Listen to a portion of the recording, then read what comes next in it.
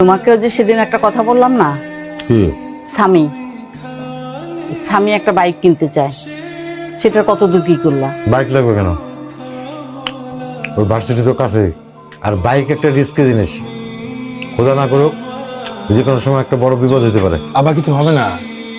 আমি সুজনের বাইক দিয়ে বাইক চালানো শিখছি, আমি খুব ভালো বাইক চালাই। অন্যের জিনিস চালানো তো ঠিক না। বাইক এখন হবে না।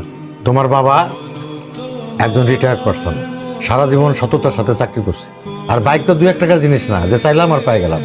সবসময় সততা করেন। আপনি এত বড় অফিসার ছিলেন, অথচ আপনার নিচের অফিসার গুলো ছেলে পেলে বাইক চালায়। আর আপনি এত বড় অফিসার ছিলেন, তারপর আপনি ছেলের শখ পূরণ করতে পারেন না। আপনি সততা নিয়ে আসেন। বেয়াদব! দেখো তো গাড়ি নিয়ে কি আসলো। কি রে বাবা, কিছু না জানা হঠাৎ করে চলে আসলি?